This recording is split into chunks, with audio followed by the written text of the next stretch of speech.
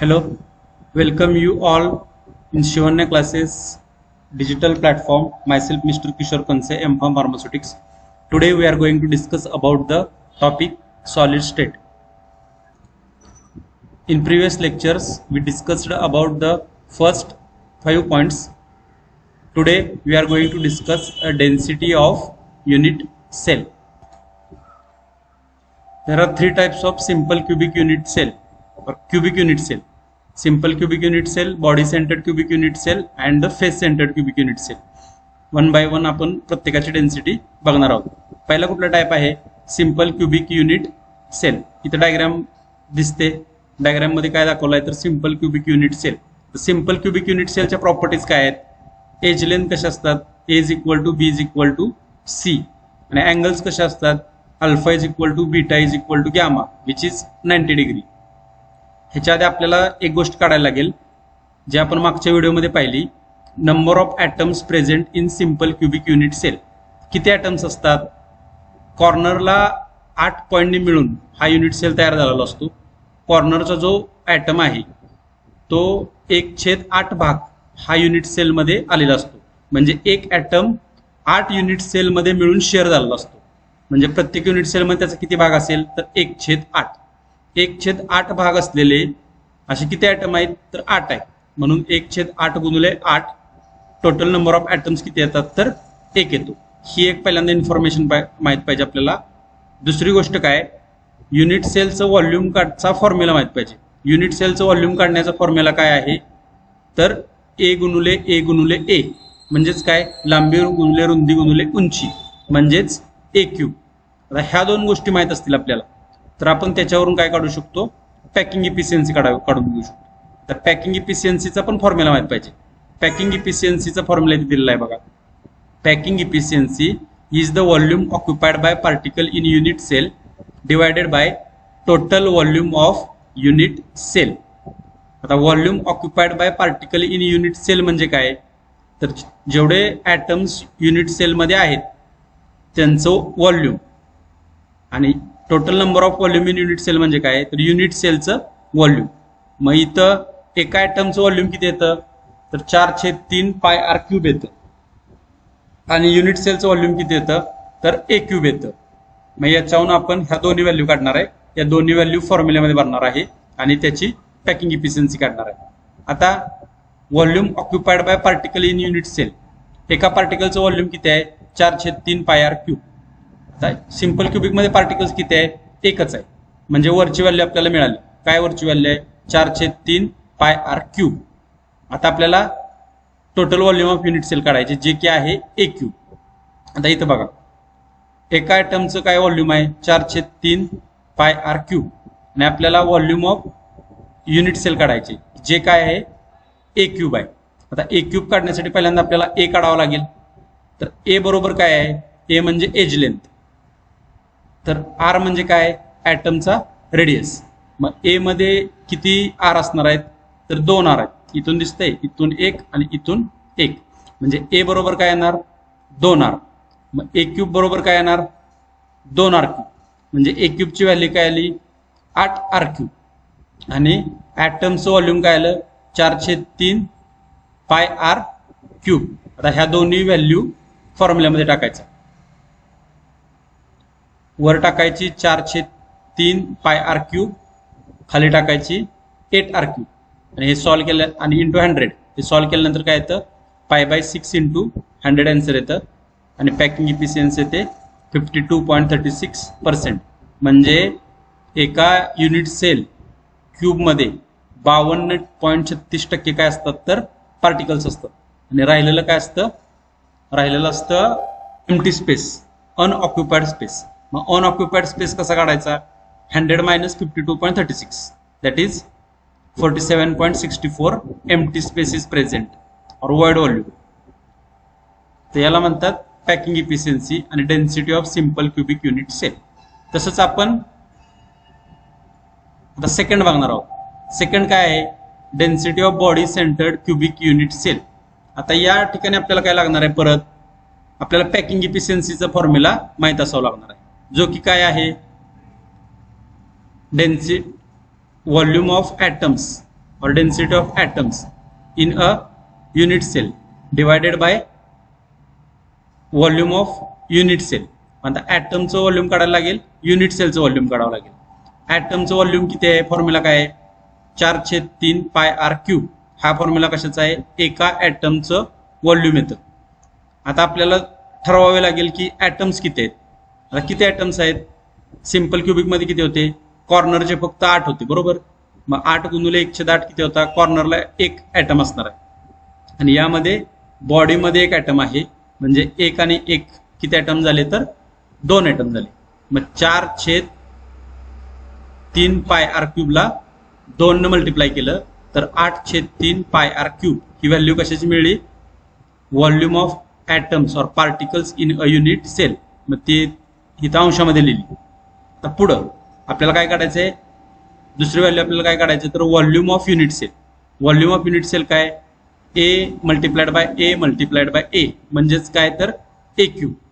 आता ए क्यूब काढायसाठी पहिल्यांदा इथं ए बी सी आणि डी अशा 4 तुम्हाला व्हॅल्यू घ्यायला लागतील. पहिल्यांदा हा triangle, right angle triangle consider करायचा. पायथागोरस प्रमेयानुसार काय येणार, ए बीचा वर्ग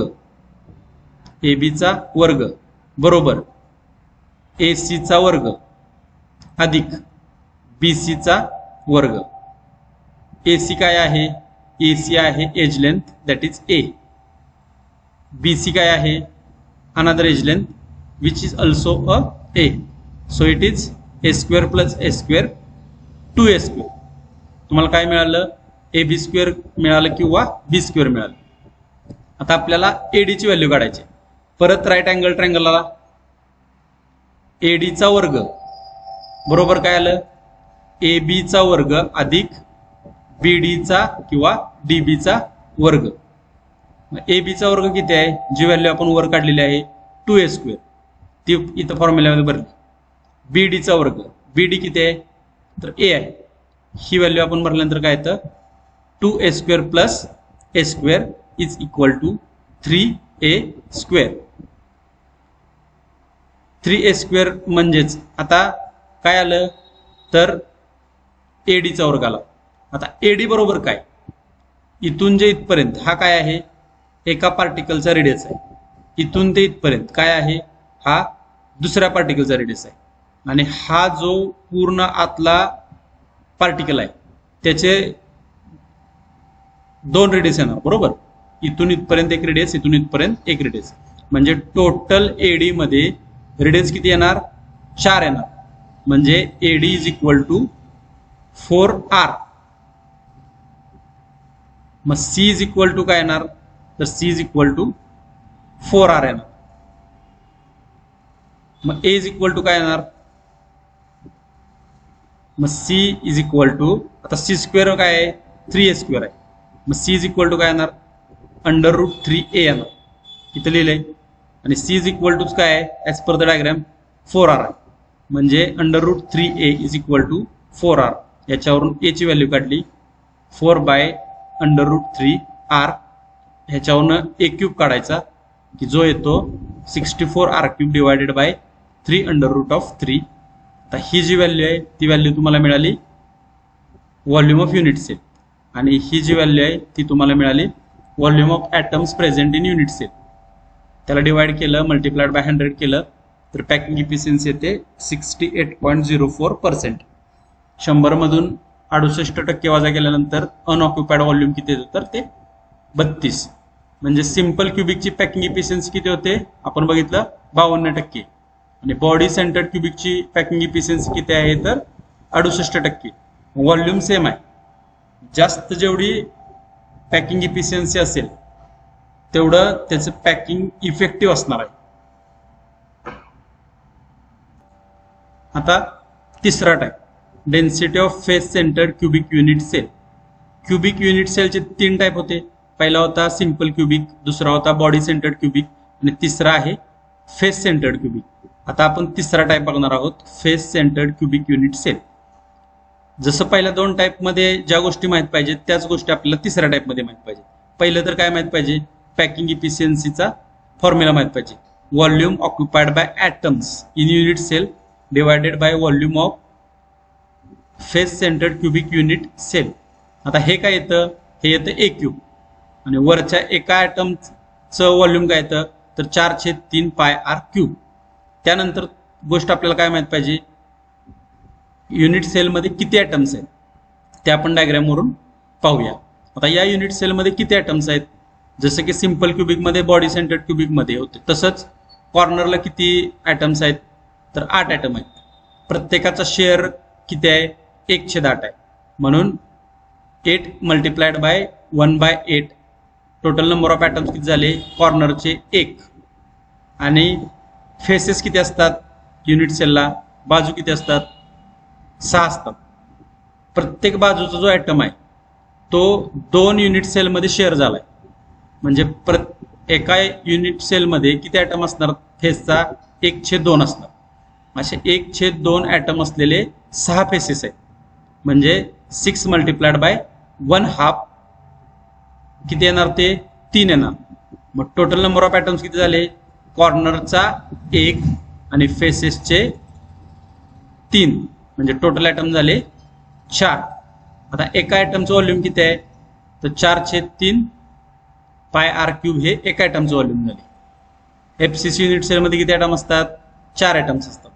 म्हणून 4 गुणिले 4/3 पाय आर क्यूब किती उत्तर आलं 16/3 पाय आर क्यूब, जे की व्हॉल्यूम ऑक्युपाइड बाय 4 ॲटम्स ती लिहिली 16/3 पाय आर क्यूब अंशामध्ये लिहिली. आता आपल्याला काय काढायचे, छेदातली व्हॅल्यू काढायची, जी की काय आहे व्हॉल्यूम ऑफ युनिट सेल किती येतं ए क्यूब येतं. आपल्याला ए क्यूबची व्हॅल्यू काढायची. आता ए क्यूबची व्हॅल्यू काढण्यासाठी इथं ABC हा काय दिसतोय राईट अँगल ट्रायंगल दिसतोय. मग AB चा जो वर्ग आहे तोच काय येतो BC चा वर्ग प्लस AC चा वर्ग, A² प्लस A², 2A². मग AB किती येतो, AB is equal to 4R. So B² is equal to 2A² is equal to 4R² is equal to 16R². ह्याच्यावरनं A² काय येणार तर 8R³ येणार. याच्यावरनं A काढला तर A येतो 2√2R.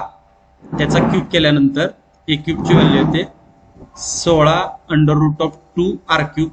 जी व्हॅल्यू तुम्ही इथं फॉर्म्युल्यामध्ये टाकली, मल्टिप्लाइड बाय 100 केलं, 74% त्याची काय येते पॅकिंग इफिशियन्सी. अनऑक्युपाइड व्हॉल्यूम कसं येतं 100 वजा 74 बरोबर 26% येतं. आता तिन्ही जर कम्पेअर केलं तर सिंपल क्युबिकची पॅकिंग इफिशियन्सी ते 52, बॉडी सेंटरचे ते 68 आणि फेस सेंटरचे ते 74. या व्हिडिओमध्ये आपण सॉलिड्सच्या टॉपिकमधील 6 point density of unit cell पाहिलेला आहे. व्हिडिओ पाहिल्याबद्दल धन्यवाद.